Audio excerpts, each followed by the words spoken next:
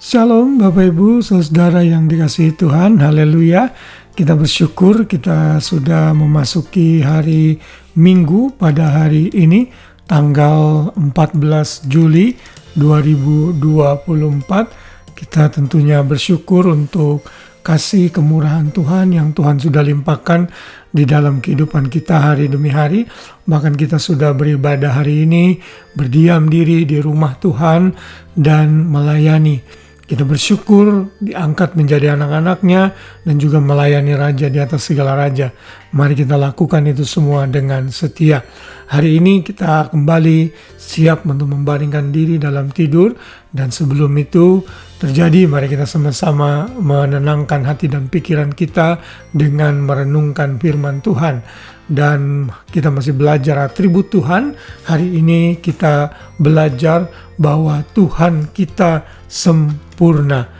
Puji Tuhan, kita bersyukur kita memiliki Tuhan yang sempurna.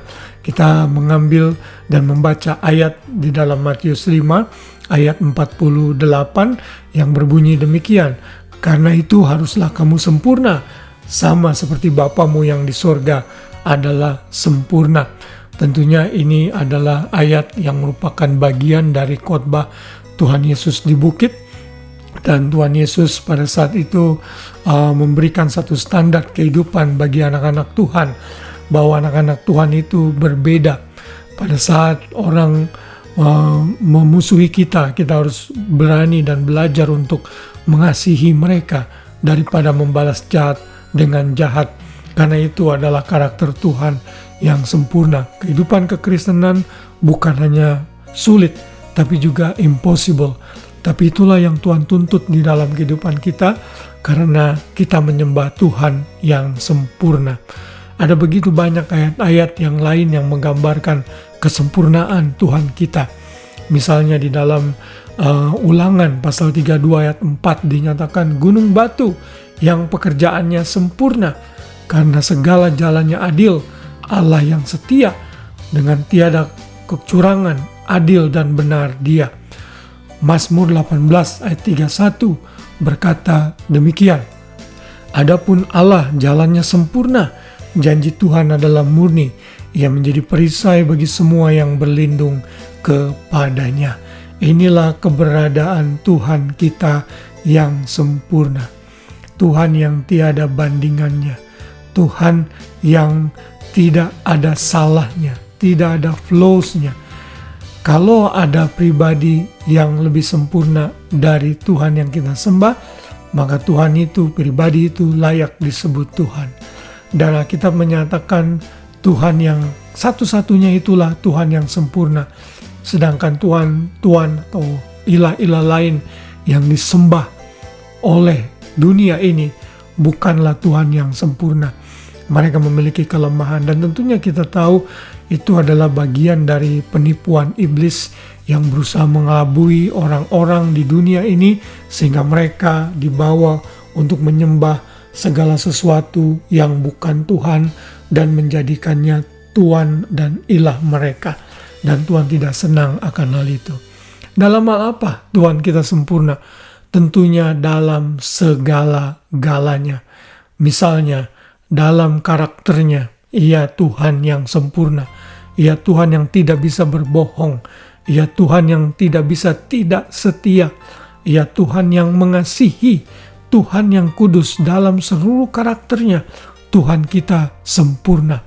Lalu yang berikutnya, Tuhan kita sempurna dalam perkataannya. Apa yang Ia katakan adalah kebenaran, bukan kebohongan. Karena itulah kita setiap hari belajar firman Tuhan seperti ini untuk menyatakan kesempurnaan firman Tuhan yang akan menguduskan hidup kita. Apa yang Dia nyatakan, yang Dia klaim adalah benar-benar sempurna dan akan Ia lakukan.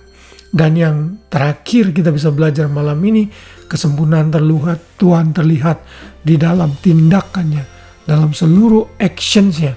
Tuhan menyatakan kebesarannya dan tindakannya yang sempurna. Wow, haleluya.